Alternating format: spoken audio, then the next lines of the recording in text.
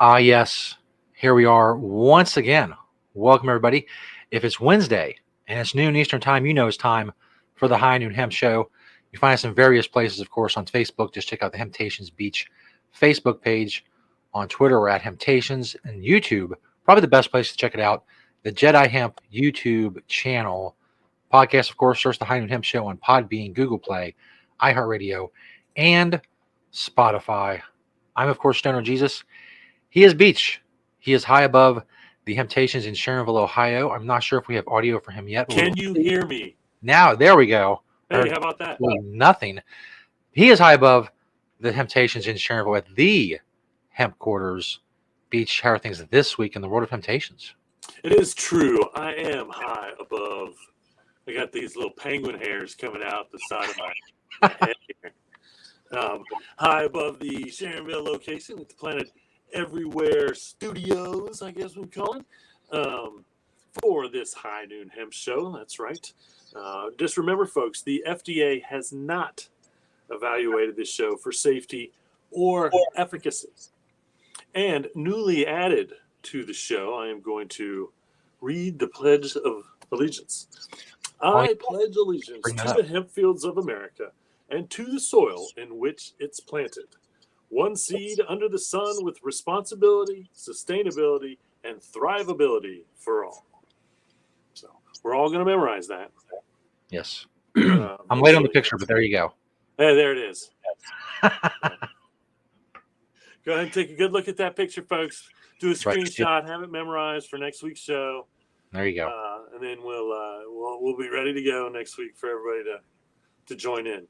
That's right. So, but that being said, let's get this party started with the product spotlight. 4 from the store, 1 from my door, which is actually 3 this week again. But the first product in the store, we just got a fresh batch of the Homestead caramels or caramel, however you want to pronounce it for wherever you may be from. But these are still super popular. It's just CBD. There's 3 pieces in the small, I think 10 pieces in the big, in the large, 20 milligrams per, which is a good dose of CBD, no doubt about it. So if you're looking to, caramel is one of my favorites. As far as sweet things go, Josie, don't get up there. Come on, off. Hey, come on. Hey, lay down. The dog is deciding to be bad, of course. Why not? She's a high noon hot dog. Anyway, the next ones, and I think I did already show these, but again, just because it's such a new product and it's a very popular product, these are the new THCA disposables, 3 grams in each, multiple flavors, as you can see. And again, THCA, and I'm going to have to do some research here. To me, I thought THCA was Delta 9.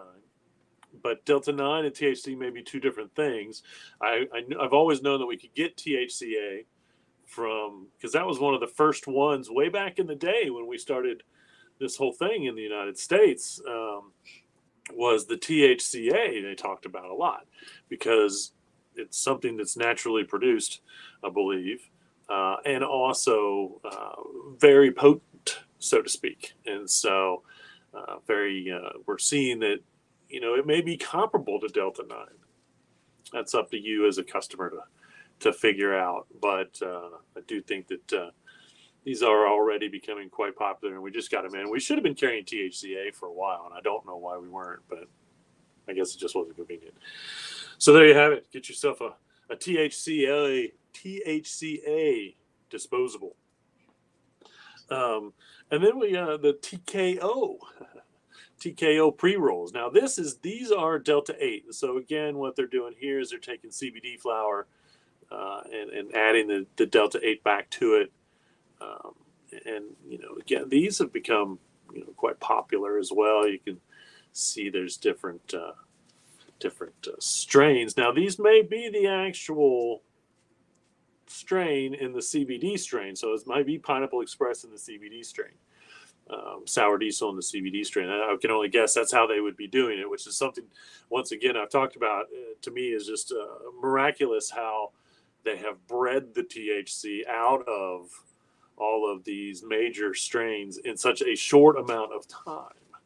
Um, and of course, when we're talking about industrial hemp, we should call it a cultivar, because it's not really a strain. A strain is something that's something that's more talked about with the marijuana industry, so to speak. But these are the strains, so to speak, that have been bred, and now once again they've bred the THC out for the most part to get below that 0.3%, but still having the terpenes and all the other cannabinoids in it as well. So whether it's, I don't know if they're how much CBG or CBN is naturally occurring there. I would think that they'd be breeding those things into it to help. But it's just amazing what we've done as far as breeding and then removing. We've spent all this time trying to get this number as high as we can over here with Delta 9. Yeah. And then all of a sudden, in no time at all, we've reduced that to under 0.3%, but kept all the other profiles. So it's pretty neat what they're doing with CBD flower, honestly. Amazing to me. Again, it's plant science that it's just amazing. And the last but not least is the newest to our cart lineup, the Hemptations brand, Delta 9. That's right. These are Delta 9 carts. Slowly, I don't know, it's not slowly, pretty quickly becoming quite popular. Because, again, and this is legally extracted from industrial hemp. We're allowed that 0.3% by dry weight per amount of dry weight, I should say, in that CBD flower, that CBG flower. And so they can extract that, well, again, staying legal, and put it in anything that they want. We have it in gummies. We have it in the carts. We're hopefully soon going to have some disposables. We do have disposables now that do have Delta 9 in them, legal Delta 9, extracted from industrial hemp, 100% legal. No matter how much is in the package, it doesn't have anything to do with the rules, the policies that regulate industrial hemp, specifically when growing for the flower, i.e.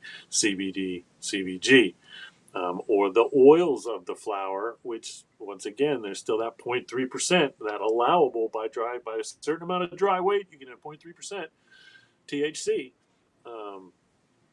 100% federally legal. Only in states where they make industrial hemp Delta 9 illegal is it illegal.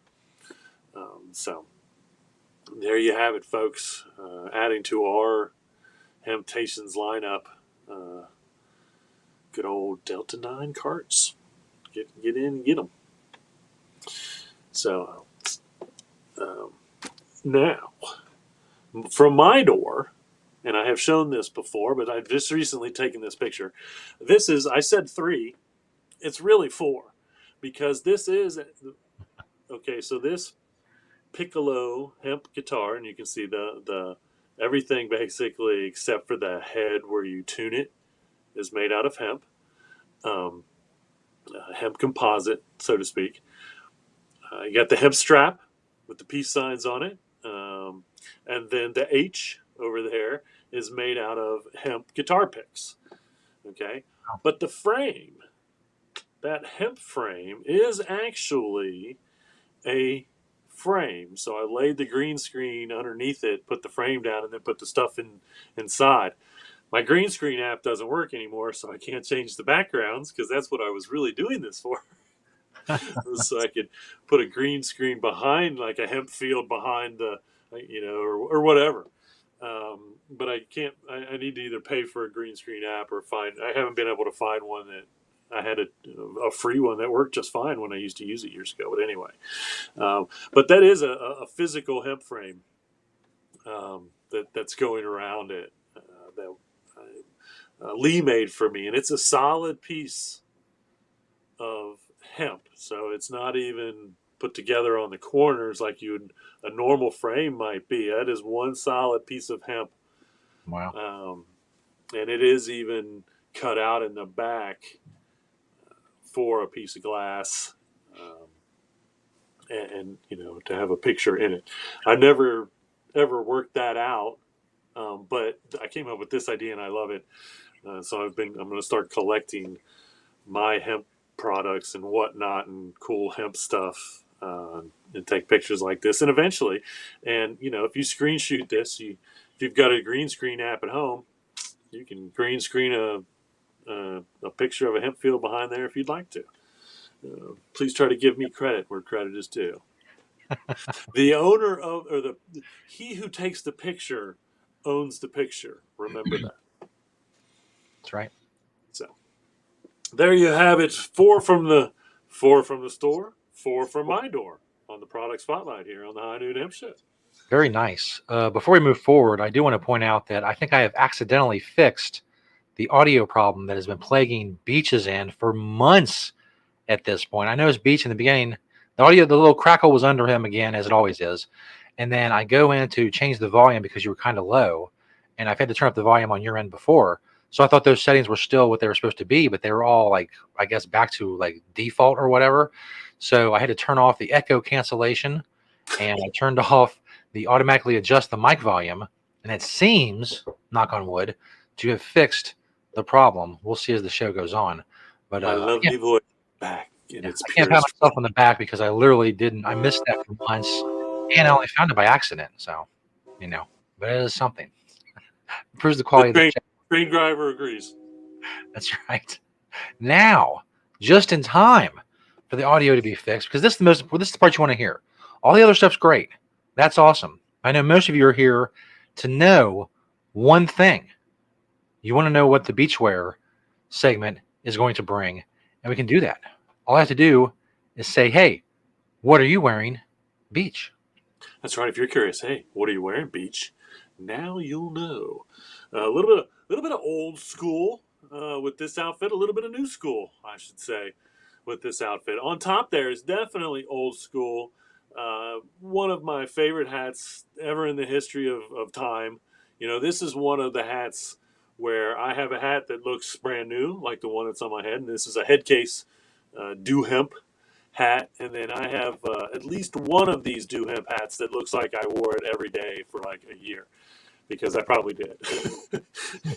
back in the old school days where my hat collection wasn't quite as large as it is. If you don't know, I have the world record for wearing a different hemp hat every day for 167 days, 187 days. I'm gonna have to go back and look now to see what that record was.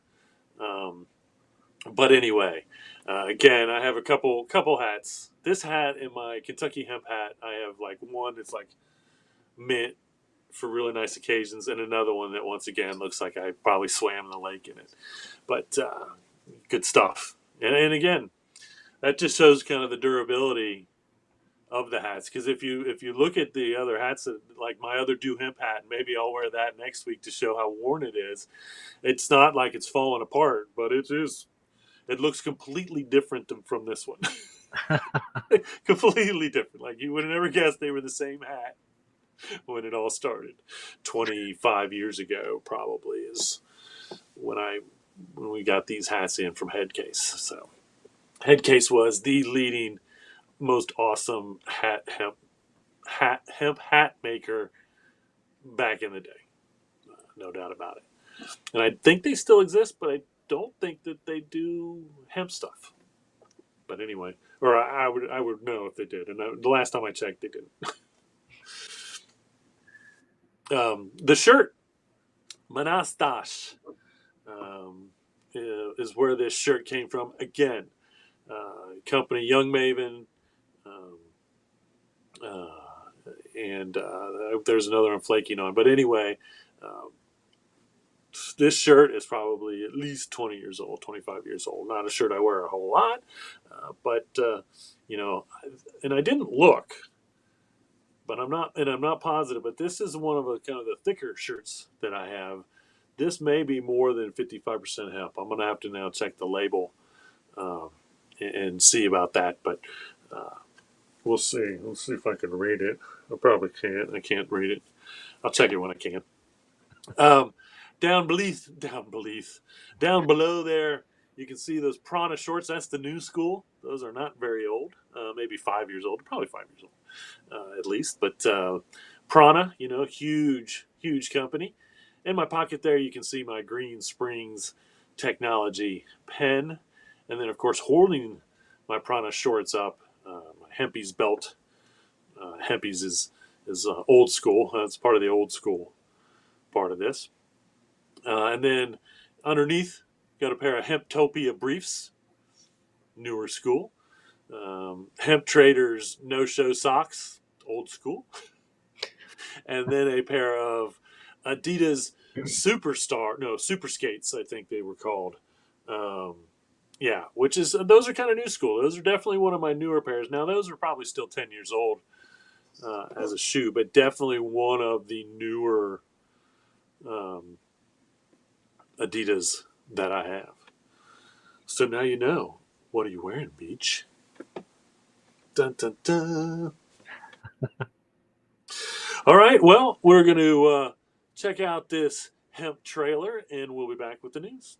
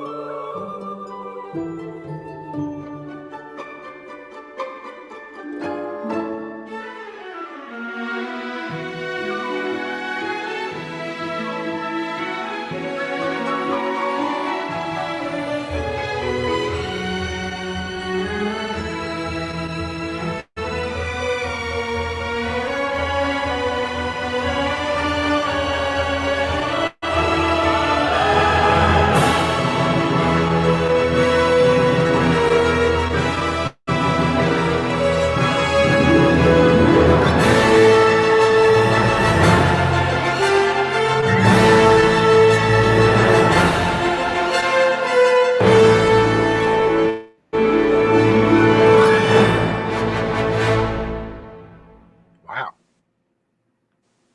Big. Nice. I might jump to the top of one of my favorites.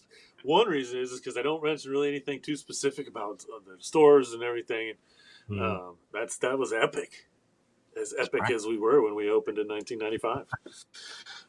We'll have to try to spread that one around a little bit just Mm. for the fun of it. I really like that iMovie trailer thing. If you have iMovie on anything you have, it's so fun to just like that mess around with. So that's all I'd used. But if you do look on the at the end, I did I did take some time to like change the names for credits, and they're quite fun if you read them on the credits as to who gets credit for what on all the movies. They come out of Planet Everywhere Production Studios, as you can see at the beginning of this. So, anyway, fun stuff. Let's get on with the news because I know that's why everybody's here. Is check out all the new stuff, cool stuff, maybe bad stuff. I don't think I have too much bad stuff going on this week that I've seen. But the first is a story that's titled "What is a duvet cover?" I know everyone wants to know. Bedding experts explain. Okay. Well, a duvet cover, as I have found out, is obviously for your duvet. You may ask, well, what's a duvet? And really, a duvet is just a fancy term for a comforter. In the real world, we call them comforters. In the fancy world, they call them duvets. So this is a cover for your comforter, which to me seems somewhat silly. It's like if you need a cover for your comforter, then maybe you need two more blankets because it's going to be on each side. It's going to make it even thicker. Maybe you do that I don't know if I really read why they explain why you might need one. To me, you might need one because maybe you have like winter and winter's cold and to be extra warm. And so it kind of does make sense.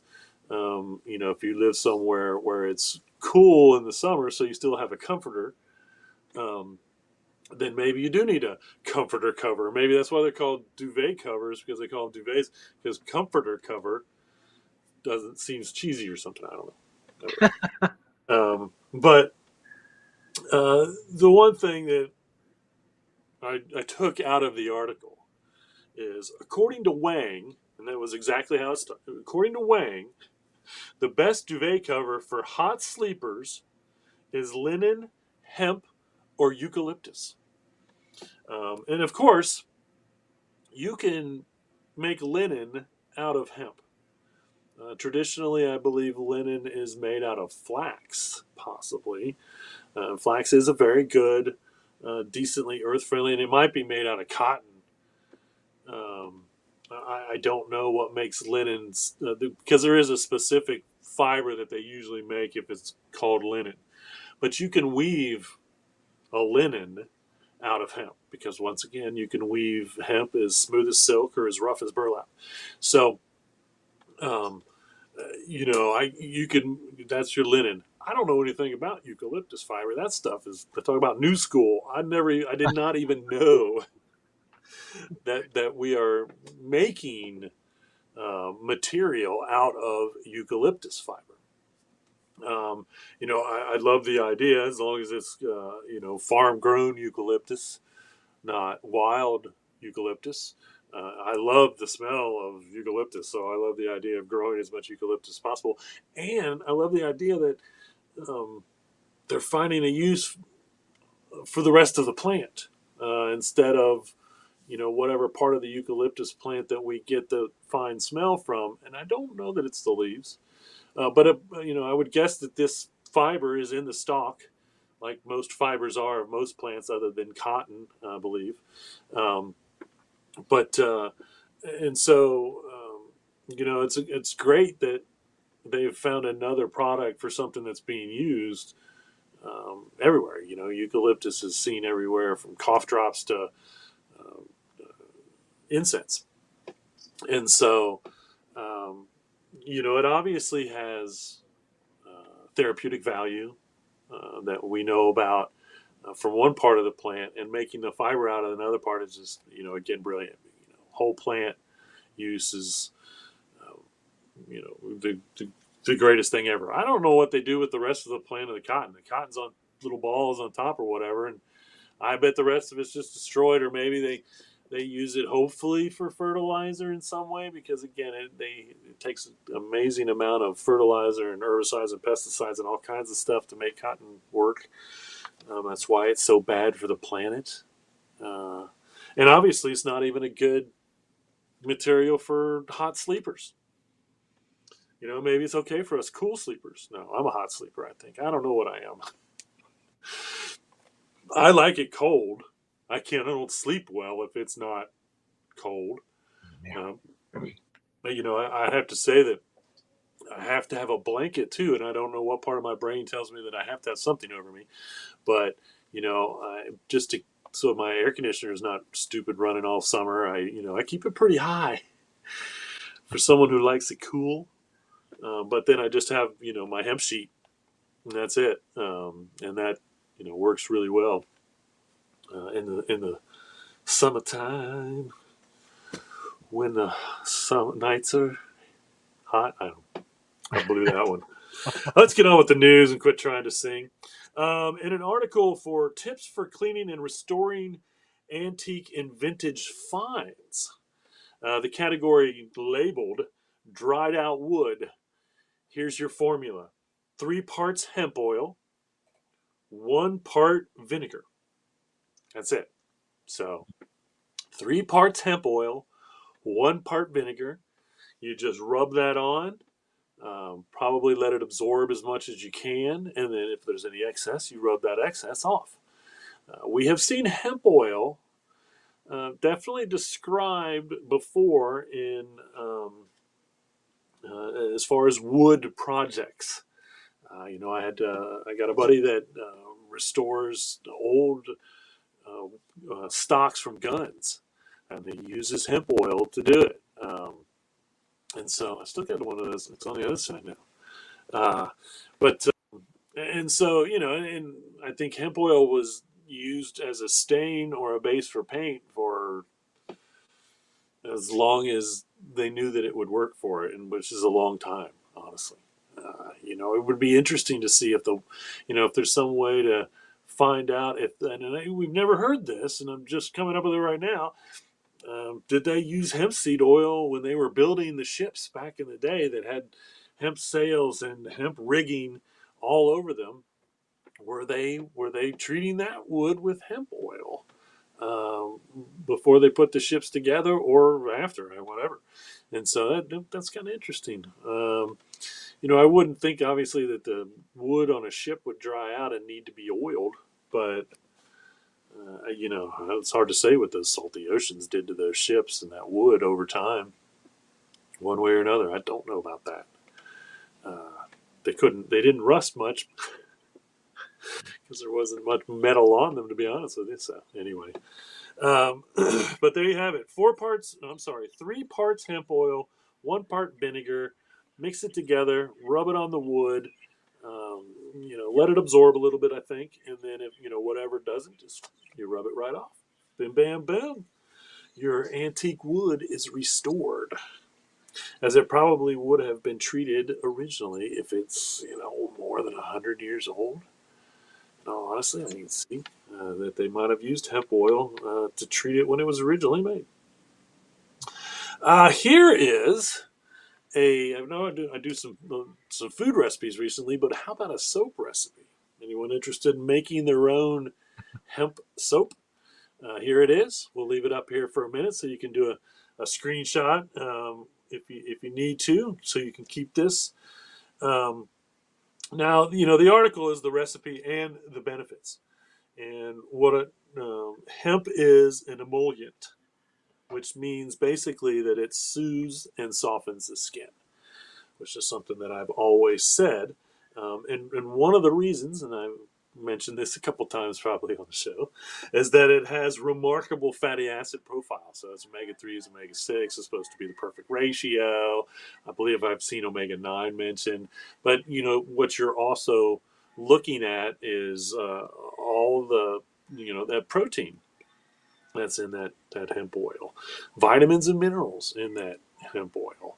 And so, once again, all of that is good for our skin as much as it's good for our body to eat it. And it's good for our skin to eat it as much as it is to put it on because of the nutritional value of the seed or the oil from the seed, one way or another.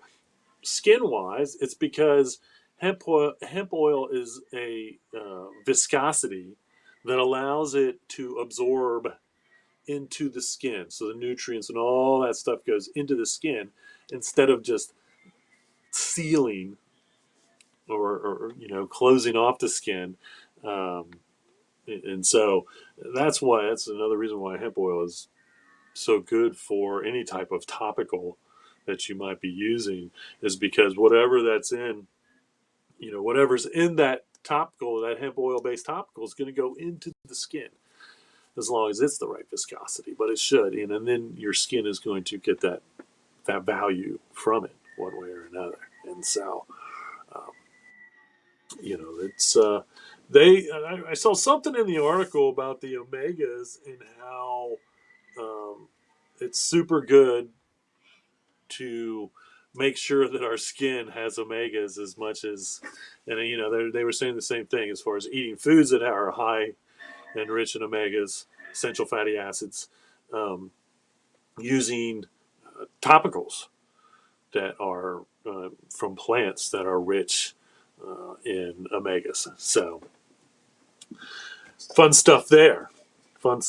Make yourself some soap. A little project for you if you want to on some weekend or any day you want. I don't know why it has to be a weekend anyway. This is a super cool company that I found out about in Kansas. And again, Kansas was slow to adapt, but has quickly come around. Okay, Kansas was one of those states, and this is the Midwest Hemp Technology is the name of the company. It's based in Kansas, and what they're doing is they're kind of putting farmers and retailers in connection by they bought a bunch of biomass and then they process it. So they process the seed, they process hurd, which is that part of the stalk that we use for hempcrete or animal bedding, and then they also process the short strain fiber. So, uh, you know, those are the three main things, industrial wise, that we want to see out there on the market. Um, and these are the companies that we need because again, the processing's kind of in between. I think we're farming a decent amount, and again, it's the hardest part is for the farmers to find that and place for them to go with the biomass. And that's the next part of this whole thing that we need to really get running smoothly in the United States is the manufacturing, the processing of the biomass. And it's we're slowly moving along. And companies like this out in Kansas, crazy enough, and Kansas is ripe to grow as much hemp as they want to. I feel like in their flat ground out there, and so. And what I thought was really neat, again, Kansas is smart enough to reduce their licensing fee from $1,500 to $500, which is still too much. I also learned that Missouri, it's only $35, and I think in Kentucky, it's only $35. $35 fee to put your license paperwork in, and then if you're accepted, you grow. That's it. As we know, in Ohio, there's a $2,000 licensing fee. And if I'm correct, I believe that's per cultivar. So if you're growing multiple cultivars, you have to have multiple licenses. I'm not positive, but either way, even if it's just for one field and you're going to go 10 field and you have different cultivars you're going to grow, $2,000, no farmer, no legitimate farmer is going to pay that. They're not. $35 for an application fee? Every farmer that I know that would do that. I mean, although they would probably be like, I don't know why I gotta fill out a form to plant some plants, which I agree.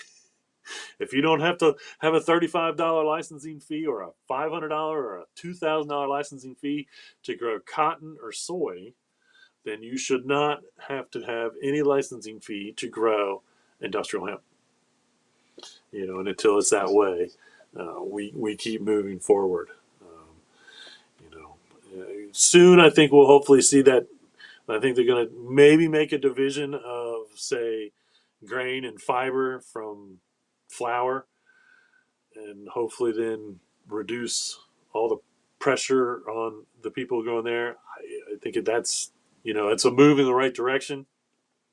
So to say, hey, if you're going to grow for grain or fiber, you just have to tell us what cultivar you're growing, so they can maybe verify that that's not going to have THC or more THC than they want. Not that matters, because there's no THC in the grain. Okay, once that grain is cleaned, there's no THC in there, and there's no THC in the fiber, and there's no THC in the hurd or the bast, which is that, once again, that hempcrete material and that bedding material. Yet to be determined how much THC is even in the leaves. But if it is, it may be just surface from any flower that might have THC. So, once again, it's kind of a moot issue, and that's why in Ohio they're not going to grow for grain or fiber as much as they would want to, because the pressure's a lot less. They're not going to pay a licensing fee to do that, and so in other states we're seeing fiber being grown, We're seeing grain being grown, and and I'm sure those are probably in the states where it's only costs $35. So, I would be growing in Kentucky or Missouri or one of these states that doesn't require a ridiculous amount of money um, to be to grow to begin with. So it shouldn't be a process at all. Just shouldn't. Just shouldn't. Um, Here's a cool list. You may recognize a couple names on it, but this is the global hemp beer market key players. Um, Whoops. I never really find the results of these the study, or I don't know what it is, research into what everybody's doing. But I do find these lists quite fascinating. Because Heineken's on there, and I had no idea that Heineken was key hemp beer. And we have to go see what they're doing. AP InBev, that's one of the largest, I believe, one of the largest drink makers in the entire world. InBev, and so it might be interesting to see what they're doing possibly with hemp beer. Really, the other ones I feel like they may be bigger than I think, and I just don't recognize their name. Although I do recognize Canopy Growth Corporation. Yeah. But it's going to be interesting to I'm going to go and check these out and just kind of see little by little who is actually making hemp beer or trying to get into the hemp beer market. And are these just kind of smaller, or this is their research is usually based on internationally based companies. These all somewhat look like they may be in the States, but a couple definitely look like uh, that they might be importing maybe hemp beer or make hemp beer wherever they are currently. So pretty interesting to see just Heineken on there, even though Heineken's in Amsterdam. You would think you know that they'd be cool and I'm sure that they're just waiting for that minute for say Delta 9 or THC beer. This is hemp beer, but you know, we'll have to see what they're doing there, maybe one way or another. So it looks like Iceland, Albania, and Ghana this week have all, or in the last month or so, uh, legalized industrial hemp. So I would think that Iceland, as crazy as it sounds, which, as they say, is mostly green. Greenland's mostly ice, and Iceland's mostly green. Um, they will probably be good for fiber for sure. And so it'll be interesting to see what they're looking to get into as far as hemp growing in Iceland. But it's now legal as well as in Albania and Ghana, and so um, we're seeing African states, little by little, different African states legalizing. Some have been growing for 10 years. Some like Ghana are just starting to get into it. So, a vegan dietitian shared her 4 go to breakfasts, and 3 of them included hemp. So, basically sprinkle it on, add it to your smoothie, however you want to get it. Eat it. I say just, I came across the hemp seed diet at one point or another, and basically it was just like eating, I forget how many grams of a couple spoonfuls at least, maybe a little bit more than that in the morning, because it does satiate your hunger, as they say. It makes you feel full longer, um, and that's why it's would be a good food for something like that. Great food for breakfast to get you started and get you going through the day.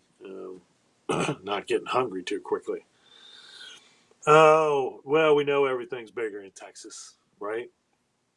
So apparently, cannabis in Texas, and this is I don't know that they're even medical. I don't know if they're medical or real. I think this was supposed to be talking about hemp, and just this seems so crazy.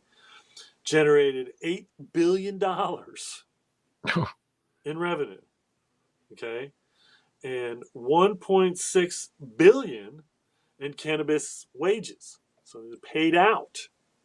Okay, generated 8 billion, paid out 1.6 billion to employees, and apparently there are over 5,000 hemp businesses in Texas.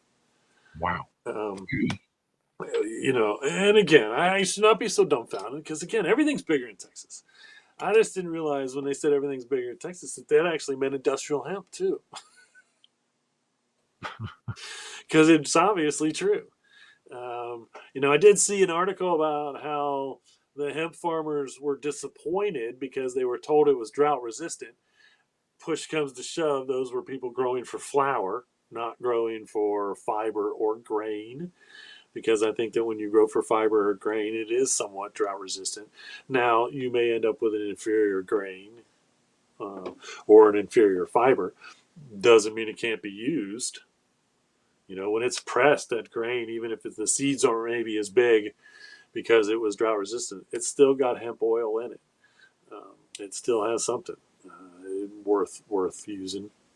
When it comes to the fiber, that fiber may be less strong because of drought resistance. I really don't know how drought resistance would affect the fiber output.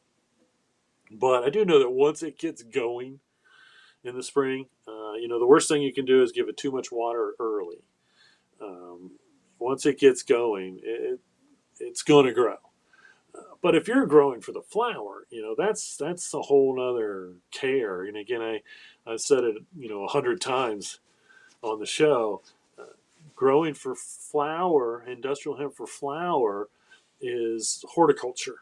Okay, growing hemp for grain and fiber is farming, and there is a difference, no doubt about it.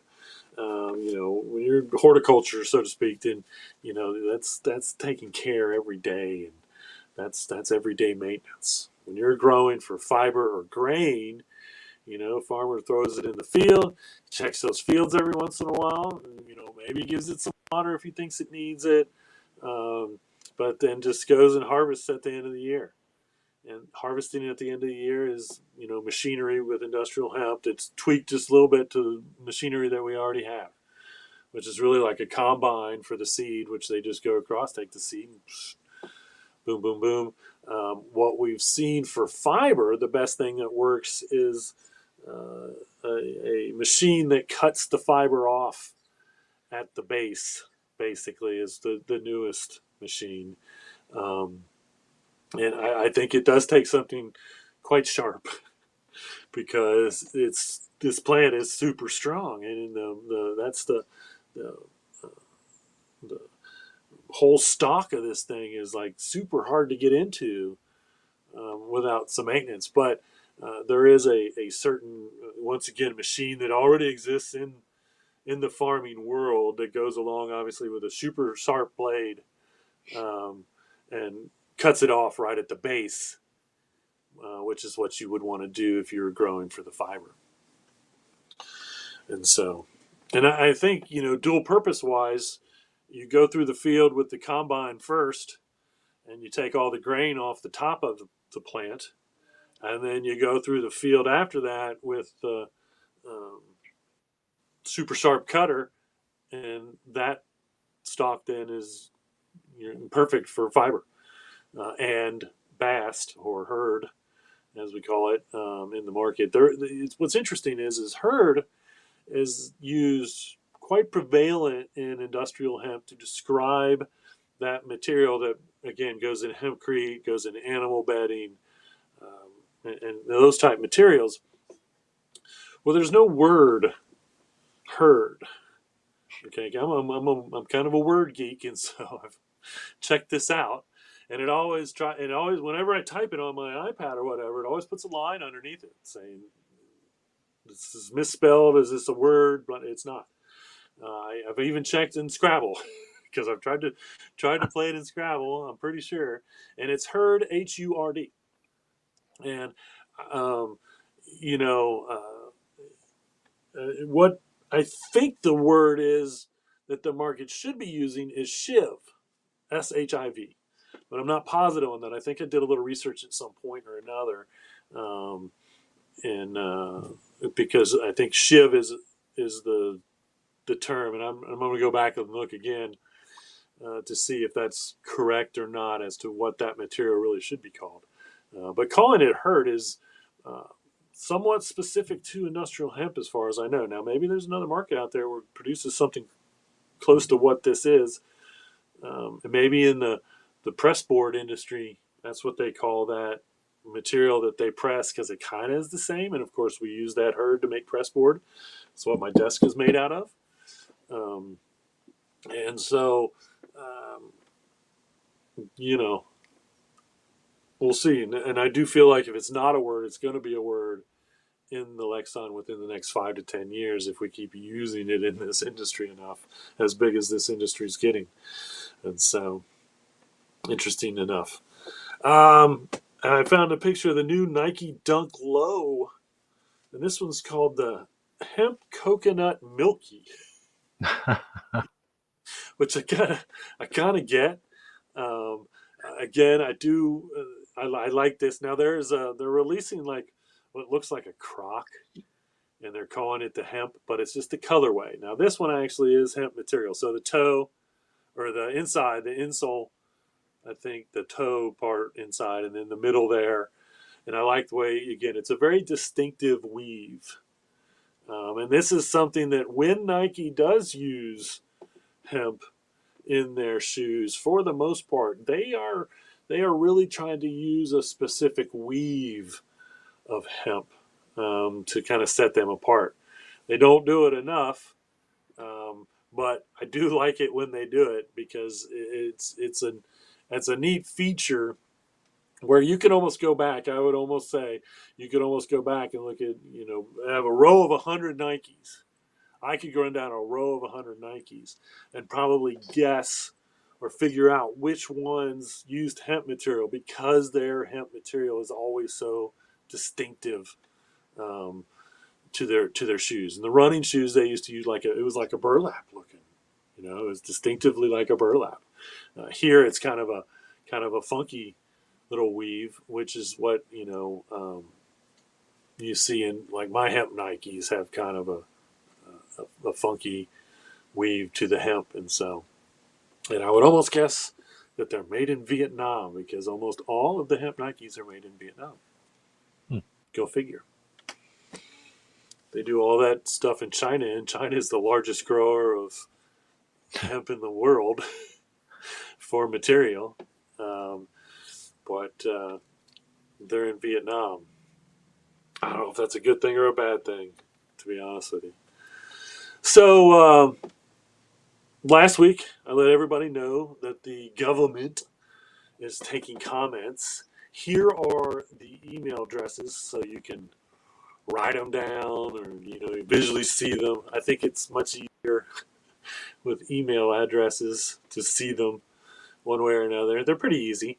As you can see, cbd@mail.house.gov or cbd@help.senate.gov. Now, if I remember correctly, they had a .com on the end of that Senate. I doubt that that's what it was. So Yeah. try this one first and see. I think that if you do that, it's going to get to them. If you, even if they were a .com, but I don't think they're a .com. I think the government is a .gov all the way around, and so, and again, I think this is maybe only for another week or so that they are looking for comments from anyone.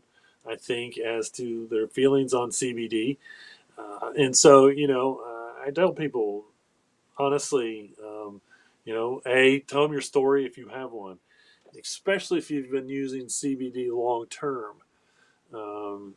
Because again, this is kind of something that the government's doing because they're putting pressure on the FDA because the FDA is doing nothing and still doing nothing when it comes to um, anything to do with CBD.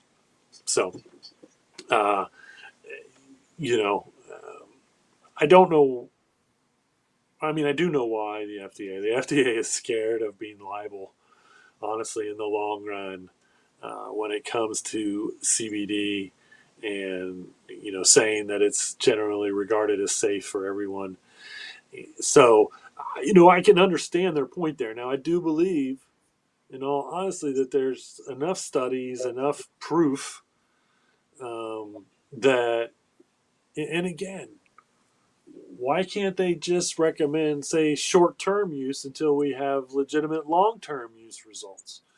We can't say it's unsafe for long-term because people haven't been using it long enough to really figure that out, in my opinion.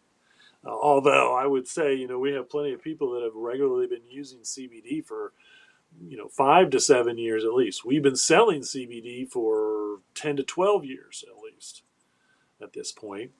But I am sure that there are plenty of people out there, thousands, if not hundreds of thousands of people that have been using CBD daily for years and years and years.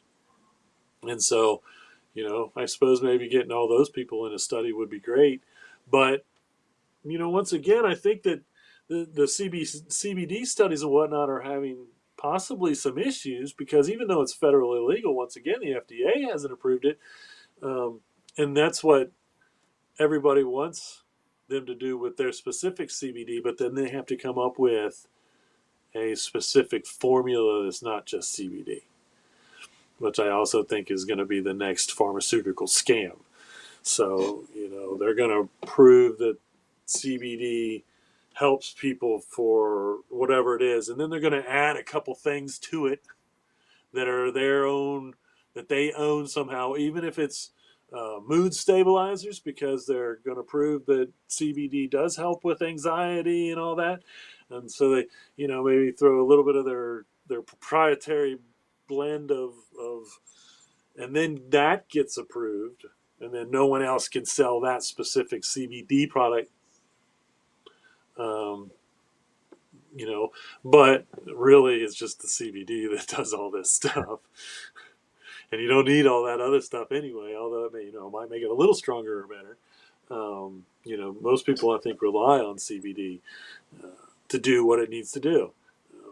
Doesn't do everything for everybody, but it does do a lot of things for a lot of people. And we know this. I'm not a doctor, and I'm not giving medical advice. We know this from the testimonials of the hundreds or thousands of customers of ours that have come through the doors in the last 10 years that have found a benefit from this particular isolate of the cannabis plant.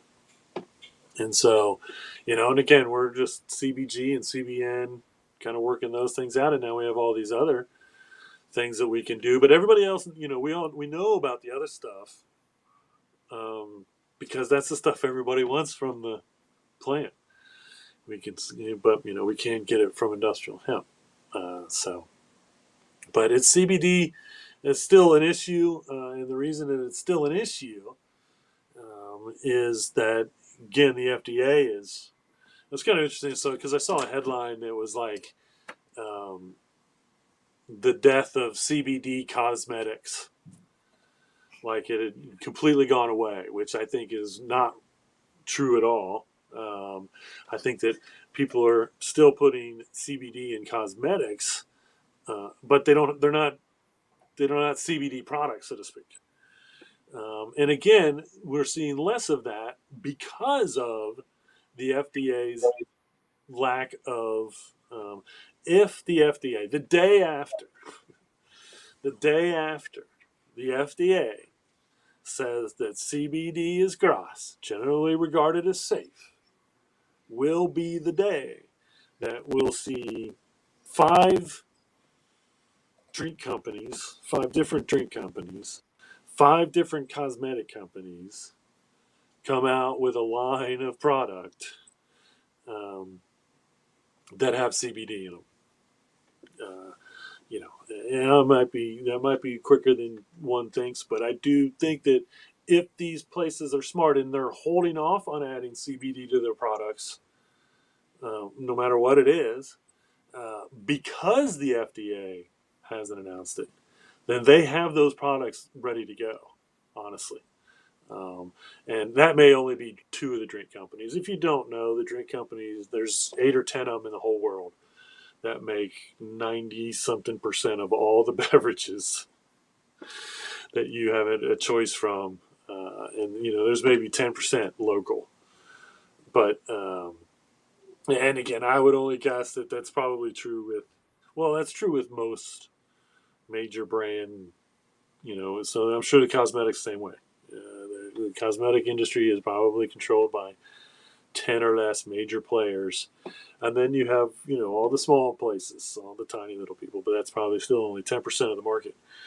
And very rarely do you see those places, those people show up at the grocery store or the markets. You know, they may sell their stuff locally or whatever, but that stuff doesn't make it onto the shelves of your major grocery stores or your major department stores. You know, like I said, the day after the FDA decides they're going to do something, and if it's positive, then you know these products will get rolled out. And if they say no, we say no, we're not going to do it. We're just not. We're not. The government can do and try to tell us to do whatever they want, but we're not going to say right now we just can't do it without enough studies. Which you know means that those major companies will maybe go to those to do those studies to prove that it's safe, so they can roll out those products, or that stuff will just get shelved until the FDA finally does do something. I believe it'll be within the end of the year. I predict. No, I shouldn't say that. You know, we're almost to the end of the year. Um, maybe the first by the first 6 months of next year, or maybe within the next 6 to 8 months, the FDA may do something officially. I really don't know because as much pressure as they're getting, um, you know, they're still holding pretty strong to this. Where this is our job, and I get it. I don't think that the FDA should just be all willy nilly granting anyone permission to put on a label something with nutritional value or make a claim about it, um, unless it's true. And so, but we've had a long time and enough of it being over the counter, being sold over the counter, that you know, to be honest with you, they're not hurting us in any way. Um, you know, they're actually helping us. And I said this: they're helping the small businesses because until they really do something, you know, we don't have competition from the big drink companies. Although obviously more than we think. Um, but you know, the day after that, then once again, that rollout will go out. Hopefully, that will. Obviously, that's going to bring demand back up a little bit because you know we peaked and then we're on our way down. When it comes to CBD, that you know will obviously bring demand back up because these major companies are going to need a lot of CBD to roll out national brands, or even you know, international is a whole different thing.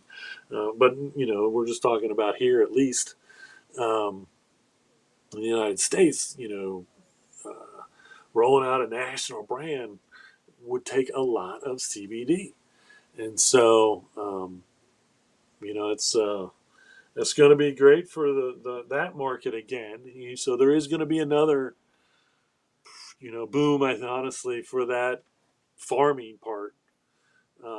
You know, and that'll come the year or two after the FDA approves it, and then all these major companies get involved. for that, and that's the same for the seed then, because again, the minute, and we are already seeing national brands using hemp seed, and so that's that grain part is going to get boosted one way or another, um, because the FDA has approved industrial hemp grain and its nutritional value.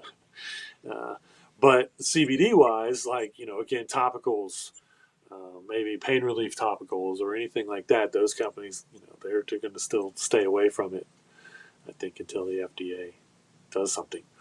Um, so there you have it, folks. There are no events. NOCO was this weekend. It is canceled. There is like literally nothing, even semi-major, going on in the hemp world. Um, which I can kind of understand. uh, we're kind of getting back um, to the standard with hemp fest or hemp expos and things like that, which is they don't really exist. There's a couple big ones, and for a while there, even in Ohio and whatnot, we were seeing states do stuff, and then COVID hit, and they went away. And I don't think anybody has as much interest as they used to in doing a farming expo more than a CBD thing, and even the CBD thing is the CBD expos. I think even though we still have two here in Cincinnati a year, um, they call them hemp expos. I think that those are becoming smaller and less popular again because CBD is still everywhere. I don't care where you go. There's CBD is everywhere. It's in less places than it was a couple years ago. Um, I think honestly, and that's not because of COVID. I just think that it's because people didn't really want to buy CBD from the Shell station. Uh, whether it worked or not, and I'm not saying that their products were inferior in any way. If they said on the label what they had in their bottles and charged accordingly, then that CBD should have done it. But I do think that all in all, I think that when people think about buying CBD, um, they want a maybe a more reliable source, or even someone that knows something about what it is. Yeah. There's plenty of CBD stores still around. Trust me, I'm still flanked in O'Brienville with CBD stores and whatnot. But I think you see it. You're starting to you see it a lot less, um, like everywhere. Because for a minute there, again, I couldn't walk into a gas station. I couldn't walk in anywhere without seeing CBD products right on the counter, because everybody was trying to get on it. Because again, it does work. It does help people. It wasn't because they were trying to scam people. I truly believe that. It's because there is still a market. Our CBD products are still continuing to sell day in and day out because CBD does for people what they needed to do. And so, uh, I just think, we're kind of starting to see that balance now, and less of it. And of course, now we're just seeing everybody's going to start having Delta 9. We're seeing Delta 8 pop up in a lot of places. And again, that's more apropos, I believe. Um, I don't think anybody will care where they buy over the counter Delta 9 from if they can buy over the counter Delta 9. And so um, we like for everybody to come into Hemptations, that's for sure, and get their legal industrial hemp Delta 9. But we're definitely starting to see that. Not as much Delta 9, but Delta 8 pop up everywhere, one way or another. So, all right. Well, I didn't have any questions this week. And once again, my beach thoughts were placed quite relevantly, periodically throughout the throughout the show. They're all over the store if you look closely. Um, and so I don't need to close with any beach thoughts. So remember, everybody, reduce, reuse, recycle, make everything else out of hemp. Having temptations. See you all next week. Peace.